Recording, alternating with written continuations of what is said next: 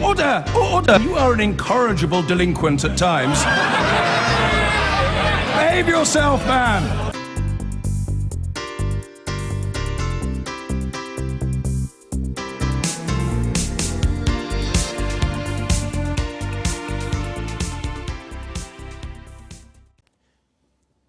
Jeremy Corbyn sounded just a bit like Donald Trump in his speech this weekend. The system is rigged, he said, and stitched up against the majority, and there needs to be a political uprising to put things right. But his profile in the media couldn't be worse, and his party's polling is frankly dire. Now, with Theresa May seemingly about to confirm that we will leave the single European market, there is no shortage of questions this morning. And can I start with that one? Good morning, how are you? Good morning. Very, very well indeed, thank you. Now, Theresa May pretty clearly is going to say that we should leave the single European market and the customs union. What is your reaction as leader of the opposition to that? She appears to be heading us in the direction of a sort of bargain basement economy on the shores of Europe, where we have low levels of corporate taxation. We will lose access to half of our export markets. It seems to me an extremely risky strategy. I think there needs to be more discussion, more consultation, and recognise that there is a close economic cooperation with Europe that's going to have to continue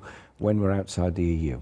And you've read this morning, possibly, the Chancellor, Philip Hammond, suggesting or implying that if we don't get access to those markets, we could cut corporation tax quite dramatically in this country and be a kind of low-tax alternative to the EU offshore. He appears to be making a sort of threat to the European community, saying, well, if you don't give us exactly what we want, we're going to become this sort of strange entity on the shores of Europe, where there'll be very low levels of corporate taxation and designed to undermine the effectiveness or otherwise of industry across Europe. It seems to me a recipe for some kind of trade war with Europe in the future. That really isn't a very sensible way forward.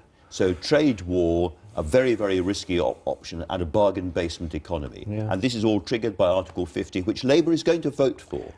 The referendum voted to leave the European Union.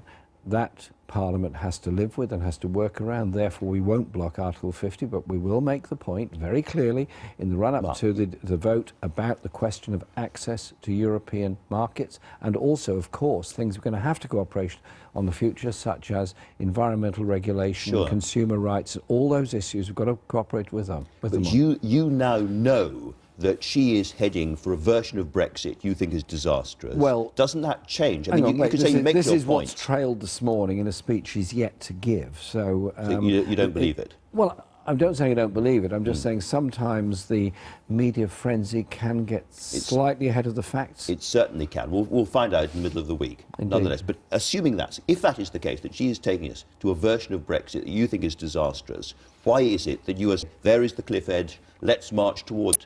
No, not saying march towards the... Well, you're voting for... Listen, the referendum made a decision.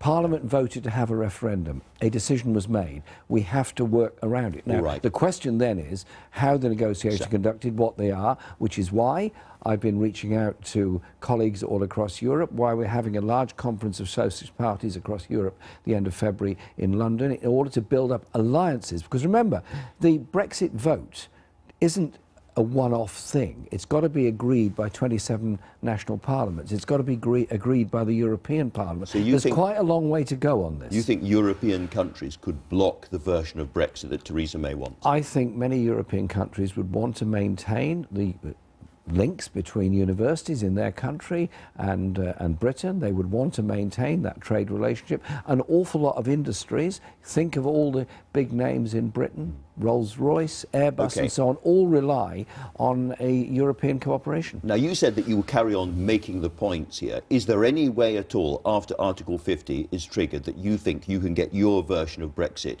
through the House of Commons and actually happening through the British political system? It's going to have to keep coming back to the House of Commons, and we'll make sure it does keep coming back to the House of Commons. I know there's a court case going on at the moment. We will keep on pressing the government on this, and there are MPs in all parties that must be concerned about the future of industries in their constituencies, must be concerned about the future trade relationships we have, and also what kind of trade arrangements we have the rest of the world in the future. If we're part of the customs union, then clearly trade is done via the customs union. If we're not part of the customs union, then we've got to start making our own trade arrangements, which will be the first time for 40 years Britain's done that. Forgive this ghastly cliche, or propagandistic thing, but is there a majority in the House of Commons, if Labour works with other parties, for soft Brexit?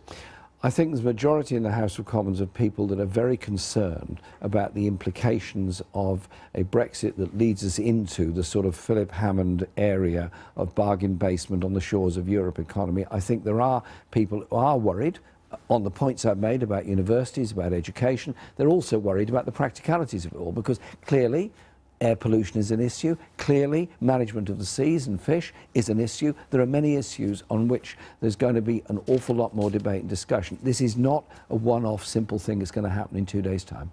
Now, it sounds unlikely, but you made a speech this week which just has a whiff of Donald Trump about it, a whiff of the whole system's rigged against the ordinary Joe, and something needs to change. I'm really interested about the similarities between me and Donald Trump. Well, so am I. It's unexpected, and the hair needs to change. Is it the hair or something? The hair needs to change. Let me read you one of the things you said, however. The people who run Britain, whoever they may be, have been taking our country for a ride. They have stitched up our political system to protect the powerful. That is a big charge. What do you mean by it? What I mean by it is the very wealthiest in this country outsource and offshore their profits into tax havens around the world, that we have been privatising industry. We've been privatising services for a very long time. We have a growing gap between the richest and the poorest, and we have a political system that leaves an awful lot of people behind. That surely was one. So there were many others, but one of the messages in the EU referendum campaign, and in some areas in the low participation in elections. I think But you say the political system itself is rigged or stitched up. What is it about the political system that is rigged or stitched up? We have a House of Lords which is dominated by a small number of people from London and the South East. So would you get rid of it? I would want to see an elected second chamber that is representative of all regions and nations of the United Kingdom. I think that's very, very important. I think it should have an electoral mandate to go with it. I don't think there's anything you can defend. So the abolition of the House of Lords and its replacement by an elected second chamber would be part of a Labour manifesto? Which is not a new concept. It's been in debate for a very long time. But it hasn't been in the manifesto for a while. I would like us to get to that position by 2020. Now, obviously, there are debates in the party. John Trickett made a very interesting speech on Friday about the need for more political representation of the north of England. Absolutely. And we're going to be continuing these discussions in Scotland next Friday. We are setting up a constitutional convention so that when we get towards the general election, whenever that may be, we're in a position of some degree of consensus about the kind of constitutional structures we're looking for. But it's also a question about properly funding local government. If I might. A constitutional convention in Scotland led to the Scottish Assembly, which led to the Scottish Parliament. Would you like to see the same process happening in the north of England? Should there be a north of England Parliament? I think there is an appetite for a stronger form of regional government in Britain, an electoral mandate to do that, but also the levels of investment have got to be shared out fairly across the country. They're not. I'll give you a figure. It was turned down in referendums, $1,900 a year is spent on transport in the southeast of England, £300 per head in the northeast. That's not fair.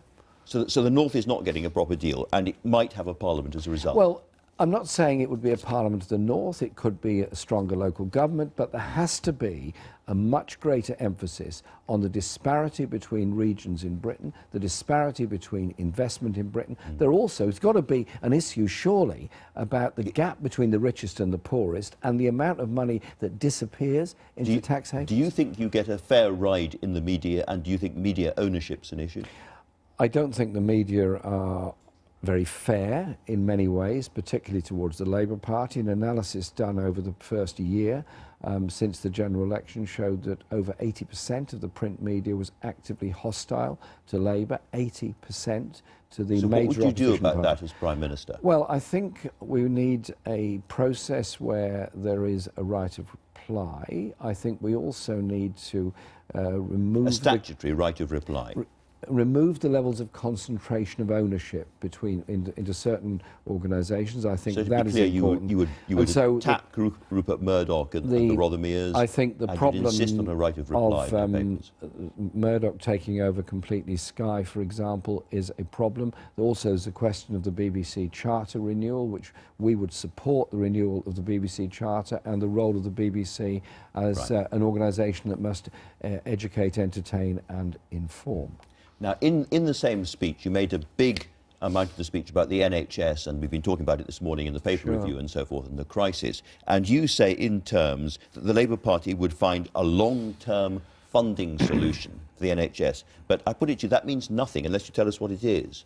And we've seen a poll in today's papers saying that if people were told that a specific hypothecated tax would go to the NHS, then a majority would support that. Would you go down that route? I am not one that's generally in favour of hypothecated taxation, but I'm prepared to consider it and look at it. The party will obviously consider and look at it. But the reality is, over the next 4 years, there's going to be £70 billion less than could be achieved because of cuts in corporate taxation and cuts in the top rate of taxation. Is that the kind of figure that the NHS needs over the next 4 years? The NHS has been cut, but social care has been cut. The crisis in A&E departments is the symptom, not the cause of the crisis.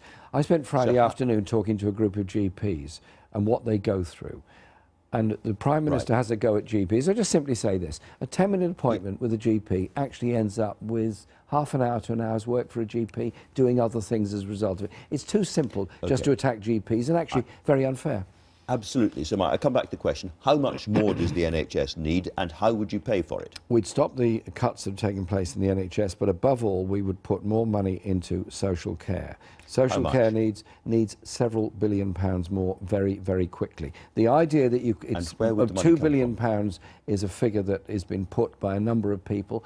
The rise in council tax to pay for social care only raises 400 million, rather less than that. So you have to raise it through ending the corporate tax cuts. This is a really important moment in the history of the NHS. As long as I can remember, governments have been saying, we've given the NHS enough money, and the opposition has been saying, no, you haven't. There's been a few billion here or there moved around the board. But this is a moment when we have to think about the future of the NHS. You said long-term funding solution. Can I put it to you that that can be and should be, and under you would be, a specific tax targeted, paid for by everybody, put the NHS into a good place and keep it there? We would guarantee the funding for the NHS. Whether we'd have a specific tax, I doubt, but I'm prepared to consider it and discuss it, as I'm sure all my colleagues are. But if you go down the road of hypothecated taxation, then you're going to do hypothecated taxation for every other service. That's an issue. But I'll just say this. It was Labour that founded the NHS. The NHS is a point of principle in our society. It's a human right to get health care at the point of need. The problem we have is the lack of social care, the underfunding of the mental health service is putting massive strain on A&E departments. The Prime Minister blames the GPs for this. Surely, let's look at the overall issue of the lack of funding of the needs of often very vulnerable people. I thought you had already society. allocated the corporation tax money for education. You can't allocate it twice. So how much more are you going to get from corporation tax? £70 billion that is going to be reduced from public income over the next 4 years because of the long-term effects of the cuts in corporation tax and profit tax. So why is it that when they're asked, do you trust Jeremy Corbyn and the Labour Party or Theresa May and the Tories to deal with the NHS crisis, more people now back Theresa May and the Tories? That's disastrous for you, isn't it? I think the more people see the reality of the underfunding of the NHS, the reality of the hiving off and privatising of services, the outsourcing of NHS facilities, the more and more disappointed and angry they're going to get. And they will understand the case that we are making. We need to set a stage. The NHS is something that's about our mindset, our security. We're not frightened of getting ill in this country because we can't afford to pay for it. We're all frightened of getting ill. In the USA, the first question you ask somebody who's ill is, what kind of health insurance have you got? Do we want that here? No. Can I turn to another big issue in front of you? You've got a by-election coming up in Stoke-on-Trent Central. That was a core Labour constituency. So long as there has been a constituency, Stoke-on-Trent Central, it's voted Labour. It was also a constituency which voted 70% to leave the EU, heavily on the immigration issue. And your policy on immigration is something that most people simply don't understand. You have said both that you're in favour of managed controlling immigration and also that you don't rule out changing it. It's very unclear what you really think. Can I ask you in clear terms, do you think immigration in this country should come down? What I think should happen is the end of the exploitation of people, the undercutting and the destruction of working conditions by the bringing in wholesale of workforces to destroy existing conditions. And also, I would suggest that we think seriously about the contribution that migrant workers have made to this country in the NHS, in transport and in education. And at this very moment, the NHS is recruiting doctors all over Europe to try to fill the gap caused by the age profile of our existing GPs. And so, yes, we do need migrant workers in this country. Even if you put to one side the gang masters and the gangs and the recruitment going on in Poland and so forth, 82,000 people from the EU came to this country without a job on their own last year to look for work because they thought they would have a better life. Now, I'm asking you, do you think that is too many? Would you like to see fewer such people? What would you do? Look, it's going to be part of the negotiations about access to Europe. If we are going to have access to a single market, then there's going to be an issue surrounding that. So what I've been talking about all along is the question of ending the grotesque levels of exploitation and the undercutting that goes on. Let's look at the issue of the flow of people in the context of access to a free market. But let's not blame migrants for the problems that we have. Let's look instead at an economic system that has created these levels of inequality and injustice within our society. So you seem to be saying both that you're in favour of some, you accept there'll be some kind of control, but also that you're against. Let me remind you what you actually said about this, because there's an awful lot of words involved. You said, well, I haven't got it here now. Labour is not wedded to free movement for EU citizens as a point of principle, not wedded to free movement, but I don't want to be misinterpreted, nor do we rule it out. That's a lot of words to put on a poster. Well, it won't be on a poster because it's far too long. What we're going to be doing is negotiating a trade arrangement with Europe to make sure that we are able to access those markets. It will involve people from Europe working here just as much as there are 2 million British people living and working in the European Union. Are we going to cut ourselves off from Europe completely? I don't think so. Can I ask you one other thing about this? Because when we talk about this, you always talk about exploitation and economics. Well, it happens. And absolutely, but for an awful lot of people in Stoke and elsewhere, this is a matter of identity and culture. Do you accept that, or do you think that that is all a form of racism? No, I think identity is an important thing, and I think understanding... When they say our communities are changing too fast, well, communities we don't get it. Communities all do change, but it's also a question of inclusion of people within that process. And so the government, for example, underfunding, indeed cutting English language classes is part of a problem. The lack of local authority funding leads to a blame culture, which is unbelievably unfair on people. Let's instead look at the issues of how we develop our community and society, and look at the huge contribution made to our health service and education and local government by those that have come and lived here, just like British people in France and Spain and Germany make a huge contribution there. Let me read you another thing that you've said recently on the wage cap. I would like there to be some kind of high earnings cap, quite honestly. You said that this week. Do you still agree with yourself? What we're doing is having a consultation on this. That's one idea. I think a better idea is the ratio concept, which we are putting forward. What kind of ratio? 20 to 1 is 20 to 1 is one that's been put forward. So nobody in the company earns more than 20 times what the lowest person of the lowest. So the idea being the chief executive would be tied to the wage level of the lowest paid within the company. So, for example, John Lewis Partnership do operate everybody in the country.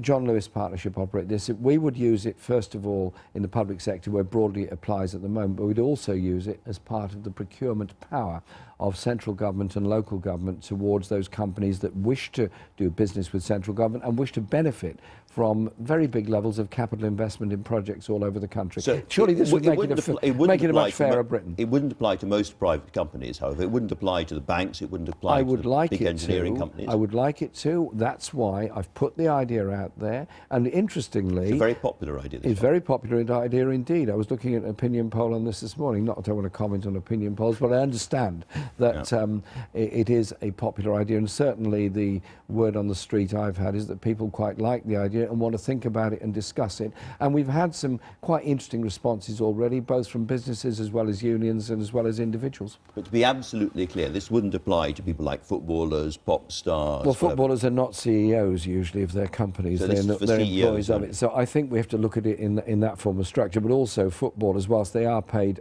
ludicrous sums of money, which I suppose we all pay for through our tickets, in reality they're employees for quite a short time with those clubs. Yes, you're going to be contributing to Mesut Ozil's reported £15 million a year wage package. I already do as an Arsenal supporter. Do you think he's paid too much?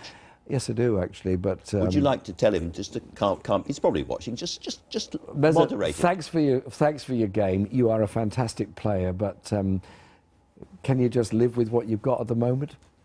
He's a lovely player, and it's a great club.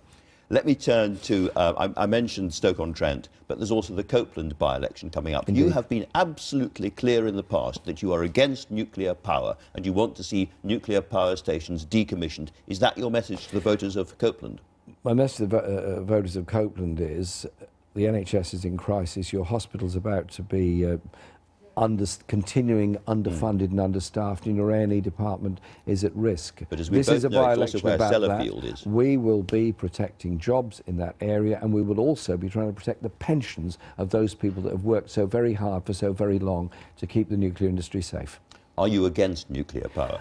I want to see a mix. I want to see a much greater emphasis in the long term on renewables in the way that Germany and other countries have done. But we do have nuclear power stations. We do have a nuclear base at the moment, and that's going to continue for a long time. I say no to nuclear power. Let's decommission the power stations. Does Jeremy Corbyn still agree with himself? We have a system which is a mix at the moment. Nuclear power stations last for a very long time. But I've made very clear... Could Sellafield expand?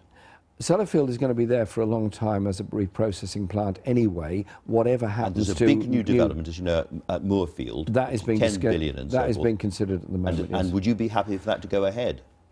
I want to make sure there's an energy mix in this country. We have to, first of all, make sure there is sufficient energy supplies, and there has to be an energy platform. And so what happens in Moorfield is pretty key to ensuring that actually happens. But we have to have a much better energy mix. Otherwise, what do? Go to coal-fired power stations, or do we end up with energy shortages?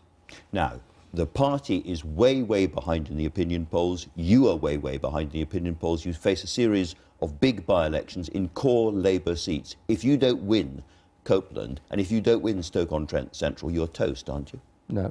You're not. Our party is going to fight very hard in those elections, as we are in the local elections, to put those policies out there. But millions of people depend upon you, and things are not getting any better. They're getting worse.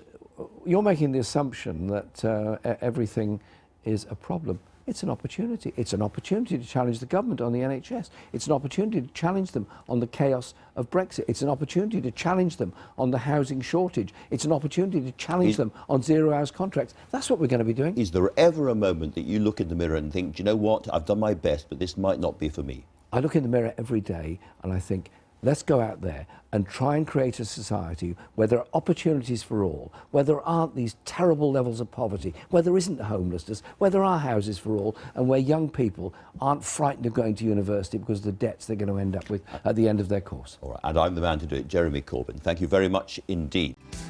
I've been getting away